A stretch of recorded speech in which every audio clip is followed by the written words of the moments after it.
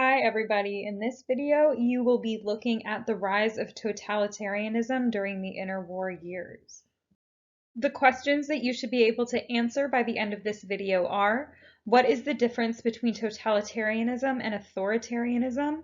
How did dictators rise to power? And how did dictators retain power? The key terms that you should be able to define by the end of the video are conservative authoritarianism, totalitarianism, fascism, propaganda, Adolf Hitler, Benito Mussolini, Joseph Stalin, Hideki Tojo, and appeasement. To get us started, I want to define the term conservative authoritarianism. That is the traditional form of anti-democratic government in Europe, otherwise known as absolutism. Conservative authoritarian regimes tended to be absolute monarchs. This includes people like Louis XIV, Peter the Great, Catherine the Great, and Clemens von Metternich. Conservative authoritarian regimes sought to prevent changes that would undermine existing social orders. So people living under these types of regimes went about their lives and were more concerned with local affairs that directly affected them rather than national affairs. Popular participation in government in conservative authoritarian regimes was forbidden or severely limited. This was a stark contrast to 20th century totalitarianism, where people were expected to participate in the system and actively support the regime. So later in this video, we'll look at things like Stalin's 5-year plans in Russia or Hitler Youth in Germany. Conservative authoritarians were limited in power and objectives. Typically, they just sought to maintain the status quo. They lacked modern technology and communications and could not control many aspects of their subjects' lives. They usually limited their demands to taxes, army recruits, and passive acceptance of the regime. Now, even though after the Enlightenment and revolutions, a lot of conservative authoritarian regimes ended, they tended to reemerge after World War I, when the Great Depression in the 1930s ended various levels of democracy in Austria, Bulgaria, Romania, and Greece. So now let's shift over to totalitarianism. Totalitarianism is the total rule and total control over a government with a single party dictatorship and power controlled by a single ruler. Totalitarian governments begin to emerge after World War I in places like Russia and Germany. In these new types of governments, people are expected to participate in the system and actively support the regime. Totalitarian governments were made possible by the development of new technologies that made total control of a population much easier. Things like radio, the automobile, and the telephone. For example, governments could wiretap telephone lines to spy on suspected dissenters, and improved communications enabled regimes to coordinate quickly with local officials. Radio was a new tool used for propaganda, in addition to the traditional printed media. And finally, automobiles and trucks gave regimes increased mobility. In order to keep total control over a population, totalitarian governments used certain tools like censorship, indoctrination, and terror. In totalitarian governments, virtually no freedom of the press existed. Rather, the press became an organ of the government, telling its citizens exactly what the government wanted them to hear. Education was geared towards creating loyal citizens of the state, while demonizing potential enemies. And finally, failure to support or comply with government policy often resulted in physical punishment, imprisonment, or death. Totalitarian governments used fear as a means to control their population. So on this slide, you'll see a chart comparing totalitarian governments with authoritarian governments. I'd like you to take a moment to pause the slide and write down the differences between the two types of government. The main difference that you need to understand is that a totalitarian government exerts its power on all aspects of the lives of its citizens, totally limiting freedom, whereas authoritarian governments expect strict obedience from its people, but they still have a limited degree of personal freedom. On this slide, you'll see a chart comparing fascism with communism. Totalitarian regimes were either fascist or communist. I'd like you to take a moment to pause this slide and write down the differences between the two. The biggest difference is that a fascist state tended to glorify the state through a single party and a single ruler, whereas a communist state was more of an economic philosophy that wanted to have a classless society. While communist views may appear more benevolent and utopian in theory, 20th century communism in reality became as brutal a system as fascism. And so we are going to start by looking at the Soviet Union. After the Bolshevik Revolution ended in 1922, all land, industry, and small businesses were nationalized. So the Soviet Union enacted a centrally planned economy in which the state took control of heavy industry and ended private trade. This ends up creating a struggling economy for the new nation, which results in a huge decline in production, a decrease in industrial output, and mass starvation that resulted from crop failures. So the world's first communist society was off to kind of a rough start, and the person who oversaw this new nation was Vladimir Lenin. He was the leader of the Soviet Union from 1922 to 1924. Although Lenin's main goal was to create a worldwide communist movement, he used his time in power to respond to the harsh aspects of communism, including the peasant revolts, the military mutiny, and the country's economic ruin. Lenin introduces the new economic policy, which allows some capitalist measures into this communist society. Lenin sort of viewed this as a necessary step backwards. In the new economic policy, the government would not seize surplus grain, and peasants could sell grain on the open market. Also, small manufacturers were allowed to run their own businesses. However, the government was still in control of heavy industry, banks, and railroads. As a result of the NEP, the Russian economy improved. Industry and agricultural output were back to pre-World War I levels, and workers saw shorter hours and worked in better conditions. Lenin's goals for the Soviet Union didn't last very long. He died in 1924 and left no chosen successor. After his death, a power struggle emerged between Joseph Stalin and Leon Trotsky. Stalin was more of a realist and believed that first Russia had to be strong internally and therefore should defer efforts for an international communist revolution. He sought the establishment of a socialist economy without the aid of the West. Trotsky, on the other hand, was more the Marxist ideologue. He believed in a permanent revolution or a continuation of a world's communist revolution. Party leaders believed Trotsky was too idealistic and that Russia first had to survive. Stalin gained effective control of the government in 1927 and had total control by 1929. The entire Politburo, or policy-making part of the Communist Party from Lenin's time, was eventually purged, leaving Stalin in absolute control. Trotsky was exiled and eventually assassinated in Mexico City by Stalin's agents. As leader of the Soviet Union, Stalin transformed the USSR from a peasant society into an industrial and military superpower. However, Stalin's economic modernization of the Soviet Union came at a high price, including the purges of political rivals and other perceived enemies of the state, a devastating famine in the Ukraine, and ultimately the creation of an oppressive political system. In 1928, Stalin implemented his 5-year plans, which marked the end of Lenin's new economic policy. The objective of the 5-year plans was to increase industrial output by 250%, steel by 300%, and agriculture by 150%.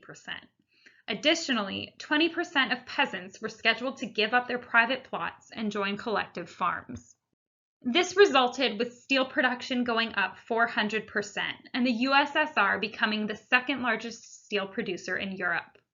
Oil production increased by 300%, and the Soviet Union saw massive urbanization, with 25 million people moved to the cities. However, despite all this, the quality of goods was substandard and the standard of living didn't rise.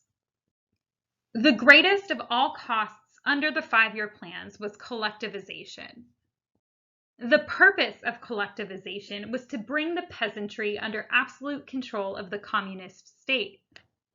Essentially, socialism was extended to the countryside, and machines were used in farm production to free more people to work in industry.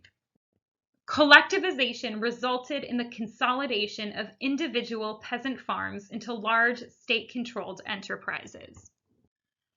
Farmers were paid according to the amount of work they did, and a portion of their harvest was taken by the government. Collective farmers first had to meet grain quotas before they were able to feed themselves.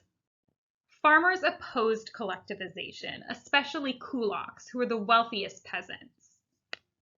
In response to their resistance, Stalin ordered party workers to liquidate them as a class. Over 10 million peasants died due to collectivization, with 7 million forcibly starved in the Ukraine. Ultimately, agricultural output was no greater than in 1913. Because Stalin sought to glorify work to the Soviet people and encourage higher worker productivity in the Soviet Union, there were a lot of benefits for workers.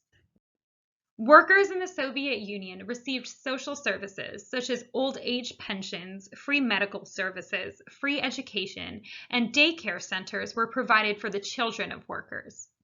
Education was the key to improving one's position in Soviet society, so people were provided with training for specialized skills and a technical education. Many Russians saw themselves building the world's first socialist society, while capitalism was crumbling during the Great Depression. In fact, the USSR attracted many disillusioned Westerners to communism in the 1930s. Often in oppressive political regimes or totalitarian governments, the leaders of the government will use fear and terror to keep having control over their citizens. From 1936 to 1938, Joseph Stalin, along with his government, led a brutal political campaign known as the Great Purge or the Great Terror that sought to eliminate dissenting members of the Communist Party and anyone else he considered a threat. The Great Purge was directed on leading communists, powerful administrators in the government, and ordinary people, often for no apparent reason. It ultimately led to over 8 million arrests. Show trials, which are just public trials in which the judge has already determined the guilt or innocence of the defendant, were used to eradicate enemies of the people. In the late 1930s, dozens of old Bolsheviks who had been Lenin's closest followers were tried and executed. Ultimately, thanks to the Great Purge, millions of citizens were killed, died in gulags or forced labor camps, or they simply disappeared. All right, so now we're going to move westward and take a look at Italy. In the early 20th century, before World War I, Italy had been a liberal state with civil rights and a constitutional monarchy. However, their displeasure with the Treaty of Versailles serves as a catalyst for change and gives rise to fascism in Italy. Italian nationalists were angry that the Versailles Treaty did not give Italy any Austrian or Ottoman territory or any African colonies from Germany that was promised to them. The Prime Minister, Vittorio Orlando, angrily left the Paris Peace Conference before it had even been completed. Then, in 1919, a depression caused nationwide strikes and class tension, and the wealthy classes in Italy feared a communist revolution and began to look to a strong anti-communist leader. By 1921, revolutionary socialists, conservatives, and property owners were all opposed to liberal parliamentary government. This is where we begin to see Benito Mussolini, or Il Duce's, rise to power. Although he was the editor of a socialist newspaper during the World War I era, he was at heart a nationalist. After World War I, he organized the Fascist Party, in which he combined socialism and nationalism, arguing for territorial expansion, benefits for workers, and land reform for peasants. Initially, his party failed to prevail because of competition from the well-organized socialists, But in 1920, Mussolini gained support of the conservative and middle classes for his anti-socialist rhetoric. He thus abandoned his socialist programs and began to focus on being very pro-nationalism and very pro-war. Mussolini was able to rise to power thanks to his paramilitary force. They were called the Black Shirts or the Squadristi. The Black Shirts attacked communists, socialists, and other enemies of the fascist program and significantly undermined the stability of the Italian government. In October of 1922, Mussolini demanded the resignation of the existing Italian government and his own appointment by the king. A large group of fascists marched on Rome to threaten the king into accepting Mussolini's demands. As a result, the government collapsed. Mussolini received the right to organize a new cabinet or government, and King Victor Emmanuel III gave Mussolini dictatorial powers for 1 year to end the nation's social unrest. After he took power, Mussolini created a dictatorship. The right to vote was severely limited.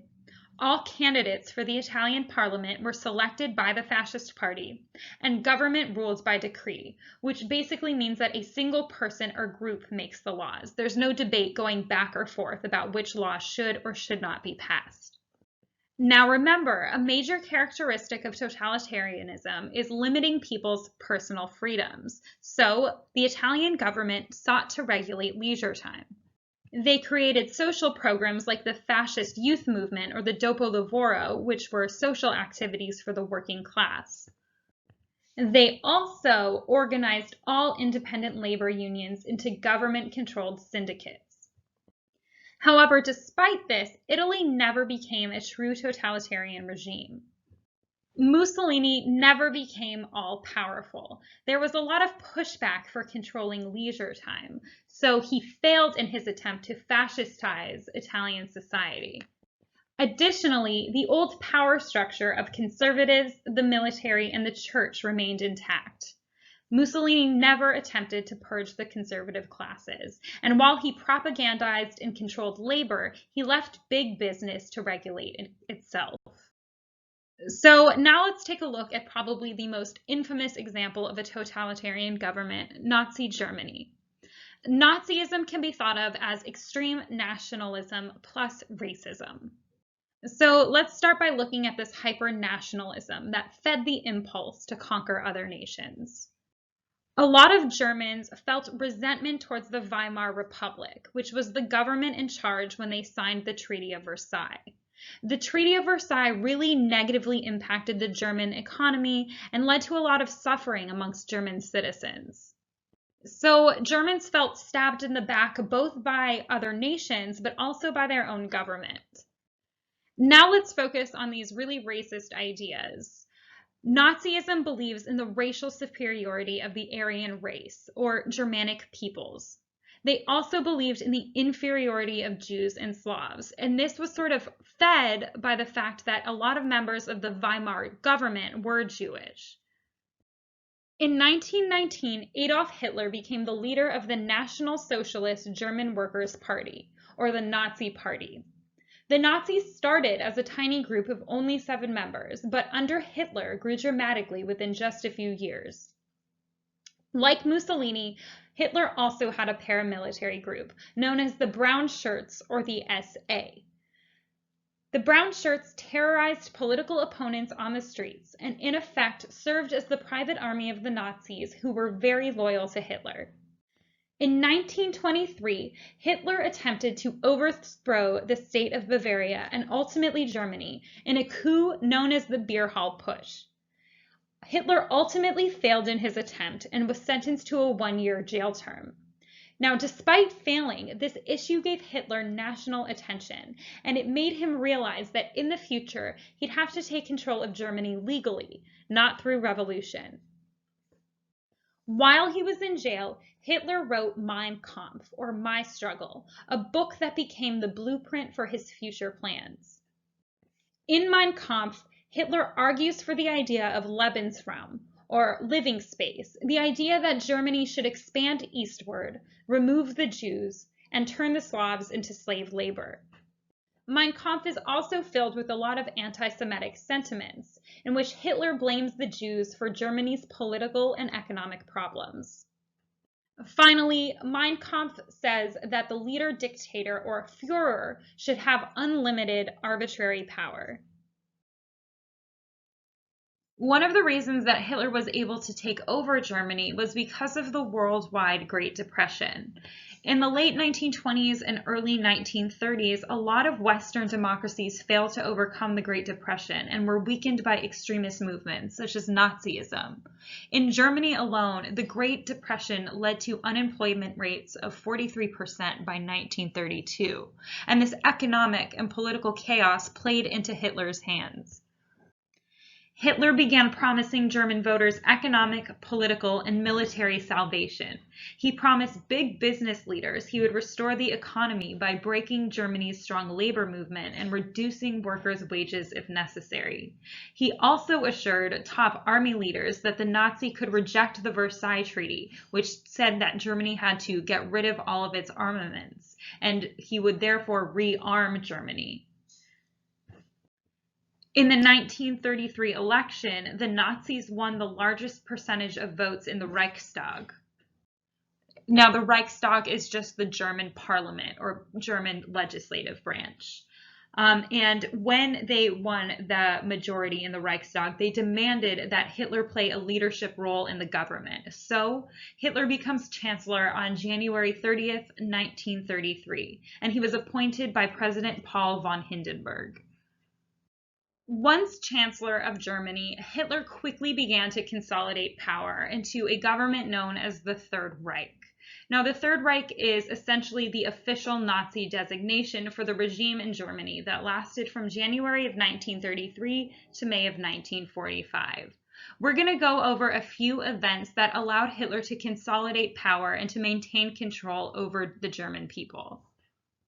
Now, the first thing we're going to look at is the Reichstag fire, which occurred on February 27, 1933.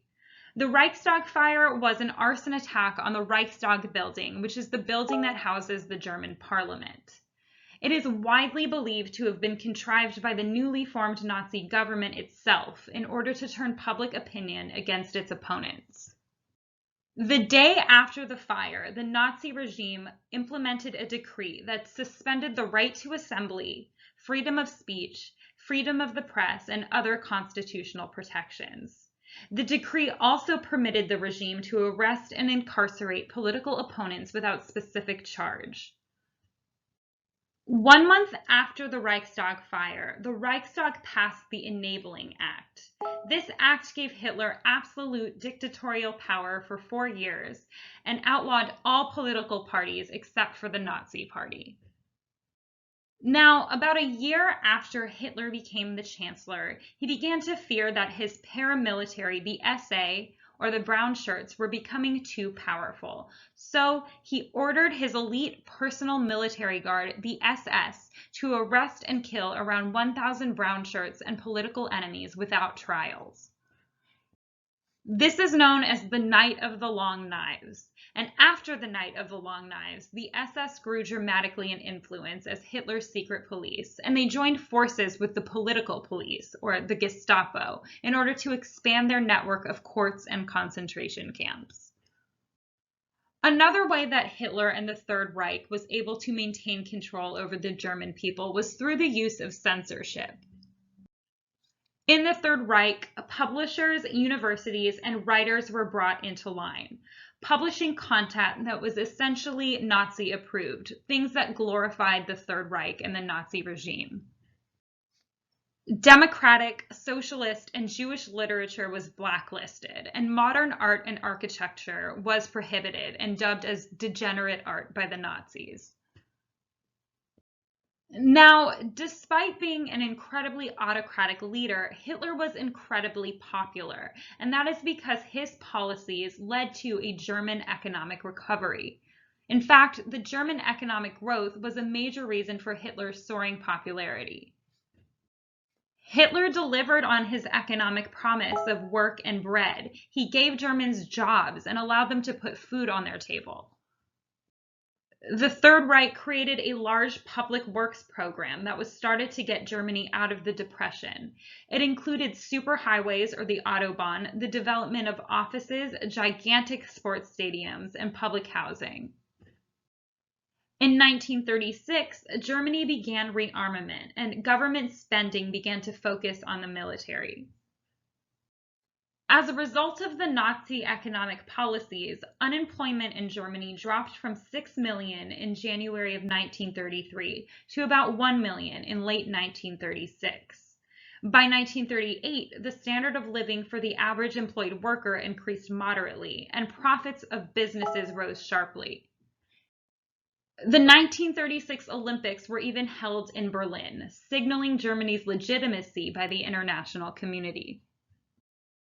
Another way that Hitler was able to maintain control of Germany was through indoctrination. And what indoctrination is basically the process of teaching a person to accept a set of beliefs. The best example of Hitler's use of indoctrination is Hitler Youth. In Hitler Youth, Nazis indoctrinated German youth with views of German racial superiority and Jews as the source of Germany's problems. Membership in Hitler Youth effectively became mandatory, and this is an example of how totalitarian regimes demand participation by the masses. In fact, children were encouraged to turn in their teachers or even family members if they seemed disloyal to the Reich. In this slide, we are going to very briefly go over the Nazi regime's persecution of the Jews. This is just a brief overview, and we will get into a lot more detail in the video on the Holocaust. Fueled by racism and anti-Semitism, Nazi Germany sought to establish a new racial order in Europe. By the end of 1934, most Jewish lawyers, doctors, professors, civil servants, and musicians had lost their jobs and the right to practice their professions. In 1935, the Nuremberg Laws were passed, and these laws deprived Jews of all rights of citizenship. These laws prohibited Jews from using things like hospitals, they were not allowed to be educated past the age of 14, and they were prohibited from using parks, libraries, and beaches. The persecution of the Jews culminates in the Holocaust, in which 6 million Jews were systematically murdered in concentration camps. Now, while the Jews were the largest group targeted, other victims of Nazi persecution included Slavs, Gypsies, communists, homosexuals, the mentally handicapped, and political opponents. So now we're moving over to Imperial Japan. Beginning in the 1640s, Japan practiced a strict isolationist foreign policy, severely limiting trade and relations between Japan and other countries. However, in the 1850s, the United States sent a naval force to Japan and forced them to open its ports for trade. This is when Japan ended its policy of isolation, and this decision leads to the transformation of Japan into a modern industrial power and imperialist nation. This time period is known as the Meiji Restoration, and the goal for Japan during the Meiji Restoration was to have a rich country and a strong military. Meiji reformers wanted to end the feudal order and create an industrial economy. As Japan becomes stronger economically, its leaders desire an empire. And they go out and they make Korea a protectorate and win victories over China in the Sino-Japanese War and victories over Russia in the Russo-Japanese War.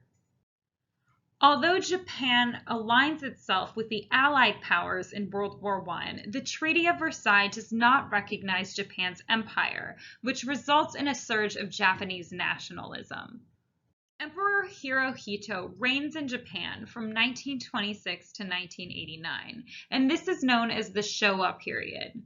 The first 20 years of Emperor Hirohito's reign are characterized by expansionist wars and the rise of extreme nationalism. Under his reign, the extreme right became influential throughout the Japanese government and society, most notably within the Kwantung Army, a Japanese army that was stationed in China along the Japanese-owned South Manchuria Railroad. During the first half of Emperor Hirohito's reign, the right-wing political ideology, statism, dominated Showa Japan. Statism is a mixture of Japanese nationalism, militarism, and fascism, and believes that the state should control economic and social policy. The reason that statism was so popular in Japan was because the Japanese believed that the implementation of a military dictatorship and territorial expansion were the best ways to protect Japan. Like totalitarian governments in Europe, the Japanese government began to target perceived enemies of the state. In the early 1930s, the Japanese government began arresting left-wing political dissidents, generally to exact a confession and renouncement of anti-state leanings. Over 30,000 such arrests were made between 1930 and 1933. The extreme right became incredibly influential throughout the Japanese government and society, and used their influence to expand their power. In an event known as the Manchurian Incident of 1931, Japanese army officers bombed a small portion of the South Manchuria Railroad and falsely attributed the attack to the Chinese. In response to this false attack, the Japanese army invaded Manchuria. The Kwantung Army conquered Manchuria and set up a puppet government called Manchukuo without the permission of the Japanese government. In response to this event, there was a lot of international criticism of Japan, and that leads to Japan withdrawing from the League of Nations. So Japan differs slightly from totalitarian governments in Europe. Unlike totalitarian governments in Europe, Japan didn't consolidate all of its power in the hands of the emperor. Rather, power was sort of split between the emperor and the prime minister. Hideki Tojo was an imperial Japanese army general and the prime minister of Japan during World War II. He did not have total control of Japan. Rather, the emperor had power over Tojo. Now, despite the fact that he didn't have power over every single aspect of the government, Tojo did have complete control over Japan's armed forces. In fact, Tojo made all the military decisions during World War II, including the decision to attack Pearl Harbor. Like totalitarian regimes in Europe, Japan also had a secret police force known as the Kempeitai. The Kempeitai were a military group given secret police duties, and they ran labor camps in Southeast Asia and were notorious for executing prisoners. So now that we've gone through examples of totalitarian regimes in the Soviet Union, Italy, Germany, and Japan, I want to talk a little bit about how these regimes were able to maintain power for such a long time, and that is through the use of propaganda. Propaganda is information, especially of a biased or misleading nature, used to promote or publicize a particular political cause or point of view. In the Soviet Union, Stalin's propaganda campaign sought to glorify work to the Soviet people and encourage higher worker productivity. Newer technologies were used for propaganda. Newspapers like Pravda, films, and radio broadcasts emphasized socialist achievements and capitalist plots. Writers and artists were expected to glorify Stalin and the state, and their work was closely monitored by the Soviet government. Once in power, Hitler created a Ministry of Public Enlightenment and Propaganda to shape German public opinion and behavior. Joseph Goebbels served as the Minister of Propaganda, and he was able to effectively glorify Hitler and the Nazi state. In fact, the Nazis as a whole were skilled propagandists who used sophisticated advertising techniques and the most current technology of the time to spread their messages. Nazi propaganda played an integral role in advancing the persecution and ultimately the destruction of Europe's Jews. Films in particular played an important role in disseminating anti-Semitic ideologies and glorifying the German military. For example, Leni Riefenstahl's Triumph of the Will, which was a documentary of the Nuremberg Rally of 1934, was used by the regime as propaganda to make Hitler look larger than life and to glorify the Nazi regime. Other films were used to depict the intrinsic evil of the enemies as defined by Nazi ideology. Nazi films portray Jews as subhuman creatures infiltrating Aryan society. For example, The Eternal Jew, directed by Fritz Hippler, portrayed Jews as wandering cultural parasites consumed by sex and money. Newspapers were also used to incite hatred of Jews. Newspapers in Germany, such as Der Stürmer, published anti-Semitic caricatures of Jews and weekly columns of crimes that Jews had been accused of committing in order to stoke anti-Semitic sentiments.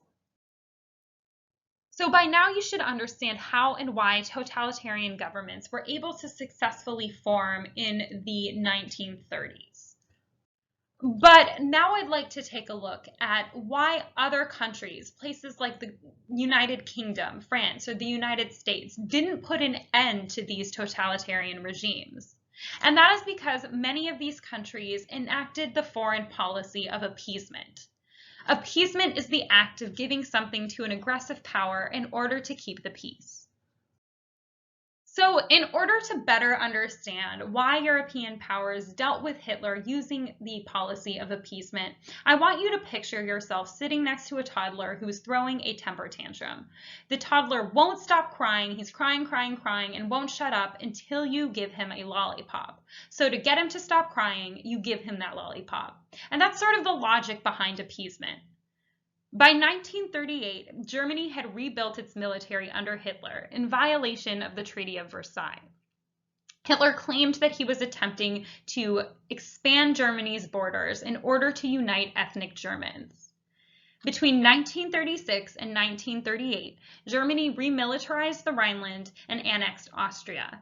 And in September of 1938, Hitler demanded that Czechoslovakia give Germany the Sudetenland, which was a region that had a heavy ethnic German population. The British government took the role of negotiating with Germany.